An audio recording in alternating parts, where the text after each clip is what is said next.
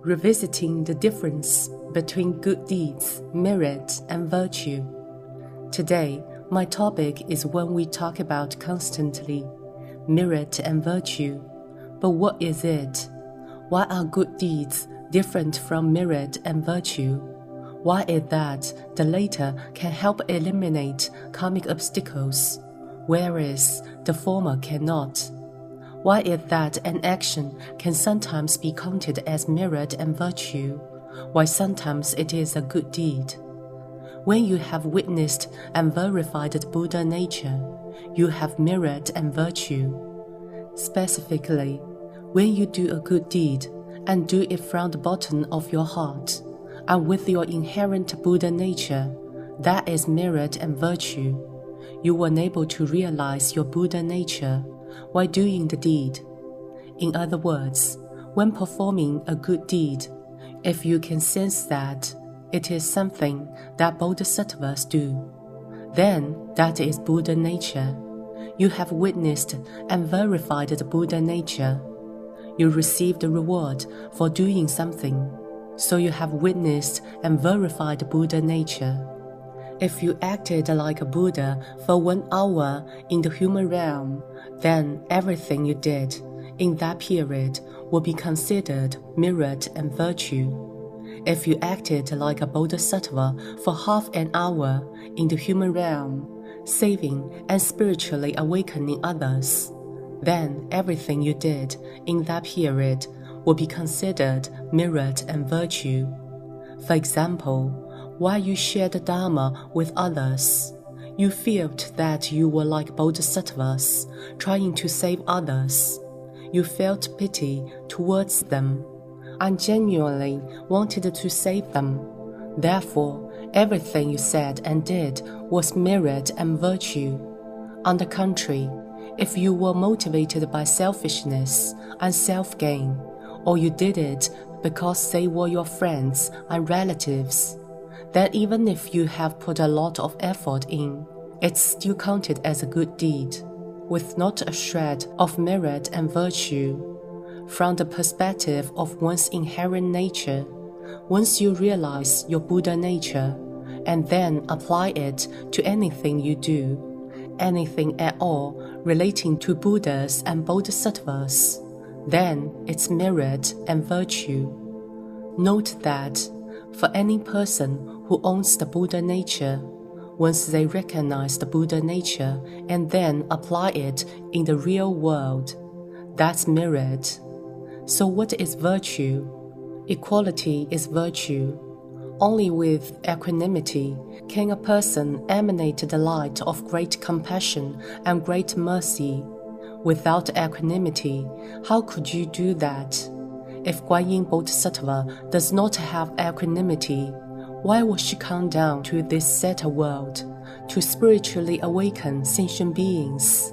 It is because of the compassion and the virtue of equality she possesses that Guanyinpusa comes to this world to save sentient beings. That's why the virtue in merit and virtue is so important. Seeing one's inherent nature is merit, while equality is virtue. When you see your inherent nature, that is merit. With equanimity, your virtue emerges. Inner humility is merit, means our minds must be modest and humble. What comes out of your mind must be humble, because humility is meritorious. On the outside, one must practice politeness. People pay attention to the etiquette and courtesy displayed on the outside. If one can maintain proper courtesy and etiquette, that is their virtue. These are the principles that Bodhisattvas taught us. That on the inside, we must be humble, and on the outside, we must be polite. As a practitioner, you must pay attention to your speech and conduct, so as to not cause other people to look down on you. Equality depends on one's understanding, equality of understanding. If you can understand what the equality is based upon, then you have already realized your Buddha nature and comprehended the principle. To realize the Buddha nature, you must adopt a method that you believe can cultivate your mind and change your behavior.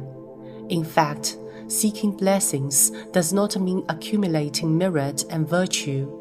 Be clear about this point. People who seek blessings only attain worldly blessings. Many people do not aim to receive merit and virtue. Rather, they seek only for worldly blessings. For example, some in Guanyin Temple pray to Bodhisattvas for the well-being of their children, or for their health, their wealth, and so on. These are all worldly blessings, not merit and virtue. Worldly blessings and karmic obstacles move forward at the same time. For example, while you have karmic obstacles, you have also done a lot of good deeds. You pray to have a child, which is an instance of worldly blessings. And when your child is born, this is the blessing that you are rewarded with. However, not even a bit of your karmic obstacles is reduced as a result. It is not a case of, I have done a lot of good things and my karmic obstacles can be eliminated. No, that's not possible. After your realization, true merit and virtue will come from all of the things that you do with your Buddha nature. Therefore, it is necessary that you attain realization or awaken to these principles first and foremost. If you haven't awakened, but claim that I do everything with my Buddha nature, these are merely empty words. For example, I helped an old lady today. I prayed to Bodhisattva to extend her lifespan. If I hadn't already awakened, and I prayed for her simply because she treated me well or helped me often, then my praying will not constitute merit and virtue. That is because, in the depth of my heart, I didn't help her with Guanyin Bodhisattva's great kindness and compassion. I prayed for her merely because I felt pity towards her and she was old. Therefore, the act can only be categorized as a good deed, rather than merit and virtue. Accordingly, it will not be effective.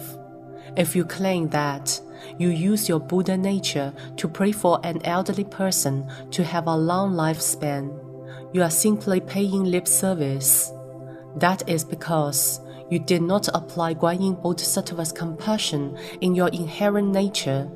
Do you know what I did?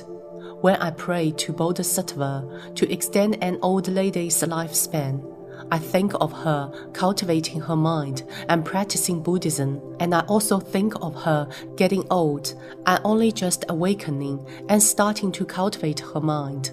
Therefore, I pray to Guanyin Bodhisattva to give her inherent nature and Buddha nature a bit more time, to let her live a bit longer so that she is enabled to realize more wisdom, realize her Buddha nature, and encourage more people to believe in Guanyin Bodhisattva. If the prayer was performed in that way, the Buddha nature within the inherent nature manifests. You must discard all distracting thoughts and not be tainted by any selfish motives. You must inspire the Buddha nature within the depth of your heart, so that every deed you perform will count as merit and virtue. For a person to attain realization, they must possess both the virtue of their Buddha nature as well as the merit of their Buddha nature. Altogether, they will have the merit and virtue of Buddhas and Bodhisattvas. To be unabstracted in every thought means there is not even a shred of abstraction in your thoughts. In other words, you have full control of your mind. Only when you have no mental obstructions can you see your inherent nature constantly. When your mind no longer consists of any distracting thoughts, you can often see what belongs to your inherent nature. Merely seeing your inherent nature, Though it's not enough, you must also apply the Buddha nature. For example, if a person knows that they are performing deeds that Bodhisattvas would do, but they simply safeguard their own image, their speech, and their mind, then it is not enough. Why? Because they haven't applied their Buddha nature. They didn't share with people the valuable Buddhist scriptures, the wisdom of Buddhas and Bodhisattvas, or the Buddhist code of conduct. If you do not apply Bodhisattva's wisdom to your everyday life, you are not a Bodhisattva. Therefore, the deeds you perform do not constitute merit and virtue.